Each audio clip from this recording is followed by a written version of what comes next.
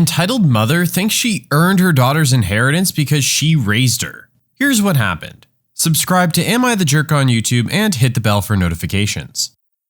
When I used to work warehouse, there had been this lady who constantly talked bad about her oldest child. She stated how much she disliked her and that she couldn't wait to kick her out. She had already started packing her daughter's things while she was still in high school and 17, since she wanted her to leave when she was exactly 18. This woman was a piece of work. One day, I overhear her talking to our coworker how she was going to get all this new stuff. Since she was going to get money from her daughter's inheritance from her daughter was getting it from her dad's side. Lady was divorced. When the coworker asked entitled mother how much her daughter was planning to give her, she said that it was all hers, that she was going to demand it all from her daughter or else she was going to kick her out. How she had given up so much of her life taking care of this ungrateful child, and that she deserved it all since she raised her. A week or two later, her coworker asked her if she'd gotten all her new stuff, and she just complains about how when she demanded the money, her daughter pretty much just told her to screw off, and she went to live with her friend. That she couldn't believe her daughter did that to her and that she was glad she was out of the house. She even went as far as to state that to be petty, she stole her daughter's old phone and planned on using it. Her daughter was planning on selling it, but the entitled mother refused to give it back, and the daughter didn't want to fight her about it anymore and let her have it. The thing is that it's locked, and entitled mother couldn't get it to work. I never did find out if she managed, since she quit because she didn't feel appreciated at her job. She was a bad worker. I don't think I've ever heard anyone be such a jerk to their child. Yeah, this woman really does sound like a piece of work. I mean, I understand that a lot of effort goes into raising a child, but typically a lot of love does too, and it sounds like that was missing in this equation. I don't know where she gets the audacity to think that she's gonna get all of this inheritance, especially now that her daughter has access to this money and can finally be free of her jerk mother. Some entitled mother physically assaulted me and the vice principal tried to expel me because the teachers were obviously lying.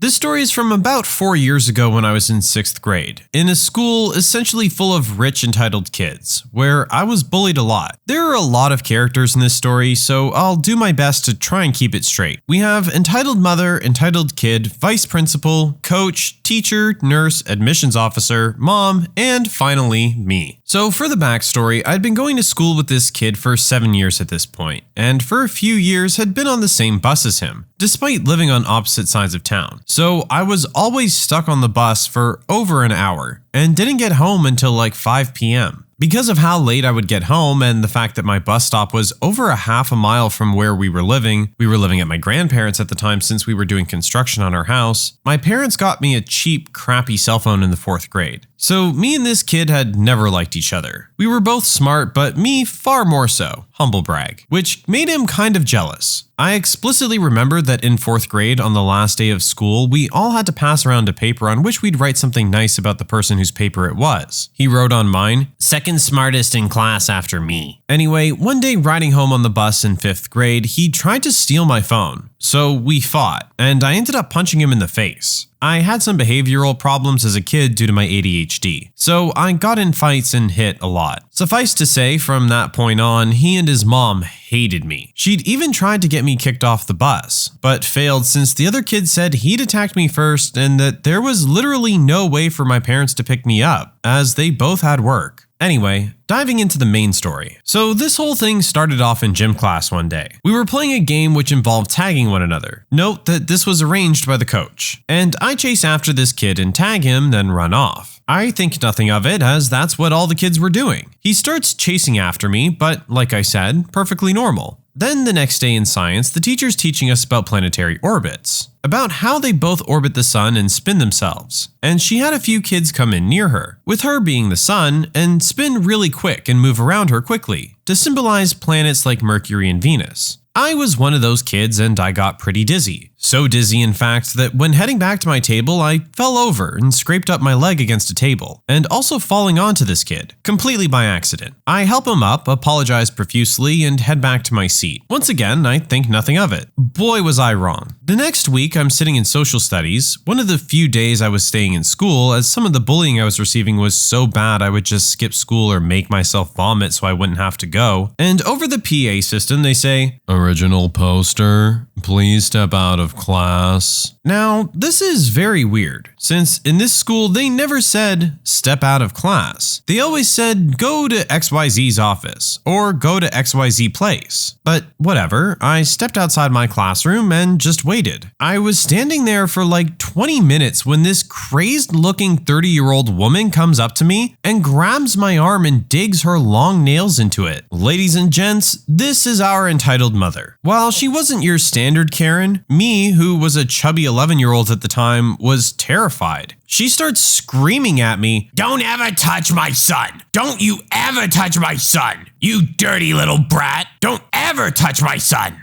She carried on like this for about 5 minutes, all the while with me terrified since I had no clue what was going on. She then stops and the vice principal walks over and pulls me into her office, and entitled mother follows. So I'm sitting in the vice principal's office, very confused as to why I'm there, and she starts off with the classic principal line of, "Do you know why you're here?" I, of course, respond no, since I had no clue why I was there. And then entitled mother starts yelling at me, "Stop lying!" Vice principal does nothing to stop her, but then says to me, "You're here because you hit entitled kid." I respond, "When? I never touched him." Vice principal then tells me, "Entitled kid says that you tackled him against the wall during gym on XYZ date when we played the game, and that you punched him in the face. Additionally, he says that on XYZ day in science, you knocked him to the ground, jumped on top of him, and started clawing at his eyes, and that you hurt him so badly he had to go to the nurse." I responded by telling her that's completely untrue, but the vice principal hated me. One day, my bully locked me outside in the pouring rain, and when she let me back in, she said that I should be suspended for being outside, even after she saw the camera footage. So when I tell her that I didn't do it, she says that she doesn't think she can trust me over entitled kid, him being a paragon of truth or something, and calls up my mom. My mom, who mind you was at work just trying to finish up so she could get home to her infant child, takes my back and says that I did nothing wrong because I didn't do anything, and says that before vice principal rushes to judgment, she first needs to ask my science teacher and coach. Entitled mother rejects this out of hand since, after all, my precious little entitled kid could never be lying. Hey lady, I've got a surprise for you. Both teachers come in, which I saw since I was stuck in her office for the rest of the day, and they both say in front of entitled mother, vice principal, and yeah, I don't know what you're talking about. Original poster didn't do anything. Vice principal lets me go home, but tells me that there will be a meeting tomorrow with my mom and I, as well as entitled mother. The next day, I have a headache, so I go to the nurse. Now, I don't know how it works in most schools, but in our school, when you went to the nurse, you needed to sign in, and the date was written down. I tell the nurse who liked me the story and asked her if she could check her records. She pulls out the forms and says that entitled kid hadn't been there in over 2 months. He never went. Me, excited by this new information, asks the nurse to come speak to the vice principal later with me and my mom, and the nurse agrees. Later that day, entitled mother, mom, and I walk into the vice principal's office and sit down. Entitled mother starts her rant about how I'm a terrible child who's abusing her son and should not be allowed in the school. My mom gets up and tells her to her face that she's full of crap, that all the teachers said I did nothing wrong, and that maybe they should ask the nurse about what happened. Vice principal calls up the nurse and asks her about this, and nurse tells the truth. The entitled kid had never been there. My mom sits down thinking that maybe we would be allowed to leave because, you know, I'm innocent. But oh no, dear reader, that isn't what happened. Vice principal turns to me and my mom and says to our faces, dead serious, maybe the teachers could be lying. That's right. These teachers who had steady, secure jobs at this school and had worked there happily for a year at the highest paying school in the area would sacrifice their jobs for a little kid who they didn't really like that much. Entitled mother smugly yells out, "Of course they're lying. They all just want an entitled kid to get in trouble." My mom, fed up with this and the severe bullying I've been going through, pulls me up, tells the vice principal we're leaving, and heads to the administration officer's office. She then pulls me out of the school for next year. Joke's on the vice principal though, she got fired. Guess that's what happens to jerks. Now, again, to play devil's advocate here, I'm sure it's difficult for principals and teachers to deal with these situations with kids. It's always a story of he said, she said, right? And let's be honest, kids aren't always the most honest. But I feel like once the entitled kid has been proven to be lying in several instances, to turn around and say that all of your staff members are lying just to get him in trouble seems like borderline paranoia to me. Like, really, the worst person in this story is by far the vice principal. Kids will be kids, they don't get along sometimes. It kind of is what it is in some instances. But it's the vice principal's job to address these situations and try and resolve them. And I feel like the way that she handled this just seemed completely one-sided. Clearly, other people acknowledged that maybe she wasn't that good at this job since she got fired shortly after. At least, no one else has to deal with this anymore. This lady tried to ruin my Christmas holiday, so I called immigration on her. Let's start with some backstory. I used to work for a computer repair company that did warranty work for several of the major PC brands: Dell, IBM, HP, etc. We'd receive our jobs around 8 a.m., contact customers 3 times between 9 a.m. and 1 p.m. for guaranteed same-day service. Then at 5 p.m. we close out our calls for the day. At each call, we document that an attempt was made, and if there's any questions about it, they can pull up our phone records. It's Christmas Eve and I'm working as usual. In my bucket are 2 calls for the day. 9 a.m. comes and I contact the first with no problem, and they want service on the 28th due to going out of town. No big deal, we've got 5 days to complete the call. Second customer doesn't answer, so I leave a voicemail and go about my day. 11:30, I call again and leave the same voicemail. Then again at 1 to the same result. Great, my day is now free and I can go visit my family. I drive north from my home city, where we're routed from for work, about 40 miles away. Around 4:45, I get a call from my supervisor. Let's call him Steve. And he's basically screaming at me that I had made no attempts to contact the second customer, and that she's escalated the call to Dell. Pretty sure that was the PC maker. That's a very serious thing to have happen with our company at the time. 3 unresolved escalations results in immediate termination. By the time I got off the phone with Steve, it's 5 p.m. So I call the customer again. Hi, this is me with company name. I'm calling about your Dell laptop. I see by our records that you're having issues with getting no Wi-Fi signal. I'd like to set up a time on the 26th to come repair that for you. When would be a good time? Are you kidding me?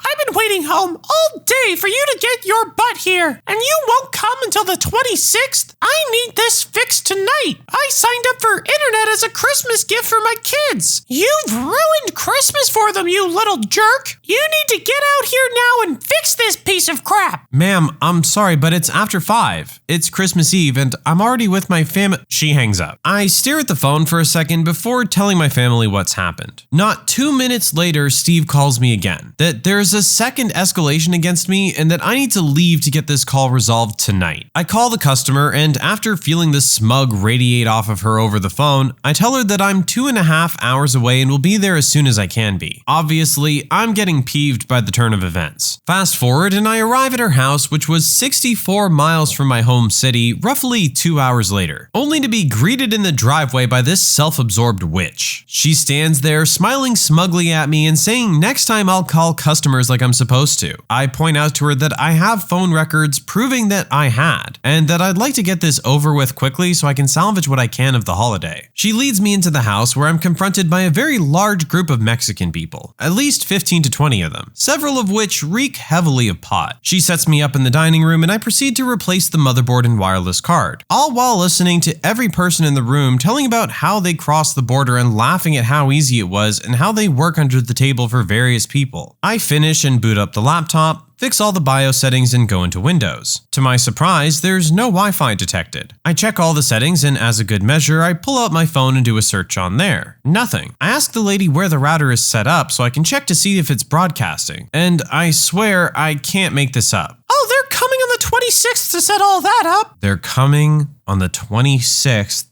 to set all that up. As calmly as I could, I packed everything up and told her good night. Now, I know what you're thinking. Where's the revenge in this story? Across the street was a gas station, where I pulled in to a point that I could see her house, but they'd have a hard time seeing me. Next, I made a call to ICE and to the local police department, telling them that I had just done a service call to a drug den that was housing numerous illegal immigrants and at least a dozen children. You've got to think of the children, right? I set up my dash cam and waited the 15 minutes for the first wave of blue lights to appear. I sat there watching at least 15 men being hauled out in handcuffs with a gleam in my eye. The best part? The witch was standing out in the middle of her yard, screaming at the top of her lungs that it was Christmas, and how dare they take her family away. I think she got wise to me when I pulled away after the cops and ICE left, but I didn't care. I countered the escalations the next day with proof of my calling and never heard from her again. So what do you guys think? Was I a jerk? See, this one is a little more difficult, I feel. I don't know, I could kind of get on either side. At the end of the day, we don't know these people that he screwed over. They might have had horrible lives where they were and were happy to finally be in the US. To then lose everything just because of some petty interaction between this woman and our original poster really would seem kind of sad. Now, our original poster said they were kind of bragging about it and making it into a joke, and were also doing drugs at the time. So I understand maybe having the impulse to call immigration. However, this really seems like it was done out of pettiness more than anything else, and that's where my problem lies. This wasn't done out of concern or anything like that. This was a haha got you moment, and that just feels really dirty to me. My brother's girlfriend says I alienated her at my engagement dinner because she's vegan. I, 24-year-old female, recently got engaged and had an engagement party dinner this past weekend. I'm currently still receiving backlash from this and want to get some outside opinions if I was in the wrong. My fiance and I both invited our immediate family and close friends to this dinner, about 30 people. The dinner was held at a nice Italian restaurant in my city. Our invites gave our guests the option to choose between the meat option and a fish option for their mains. It's important to note that only people in both mine and my fiance's family that have, I guess, food restrictions are my dad and my stepmom, and they're pescatarian. But a lot of people in our family love seafood, so the fish option was chosen more than the meat. My younger brother, 20-year-old male, contacted me about a week before the dinner to RSVP and asked if he could bring a +1, his new girlfriend. He chose the meat option. Now, my brother dates around a lot and is always bringing new girls around, so I wasn't aware that he was even in a relationship. I told him, sure, and that I can have an extra seat for her. Night of the dinner comes and everyone is having a good time. I met my brother's new girlfriend and she seemed very sweet. When it came time to eat, she pulls one of the waiters aside and loudly asks him, "Is there any vegan options?" The waiter looked confused and said, "We have a fish and a meat option for the mains. I can offer you a salad and some roasted potatoes and other veggies as a substitute if you wish." My brother's girlfriend started to get mouthy with him and said, "Well, what if I don't want a salad, huh? You just assume because I'm vegan I only eat salads? What if I want some pasta? What kind of restaurant is this? This is discrimination." My brother started trying to calm her down, but she started going off on me, saying, "Why would you pick a restaurant that doesn't have vegan options? Many people are vegan nowadays, and it makes me feel alienated that you couldn't even think to accommodate me." I explained to her that the only people that have food restrictions here are pescatarians. So that's what I considered when I chose the restaurant. I didn't even know she was coming until a week ago. The reservation had been booked for a month. She started saying it's embarrassing on my part that I can't accommodate all my guests, and called me small-minded. I told her, "Sorry I didn't think to accommodate you. I'll consider that in the future. Hopefully you'll be around long enough for me to be able to do so." She ended up leaving. My brother walked out with her and has been messaging me that I should apologize to her because I embarrassed her in front of everyone. I told him that she embarrassed herself. My mom's also been on my case to apologize, to be the bigger person and keep the peace. Am I the jerk for making her feel alienated?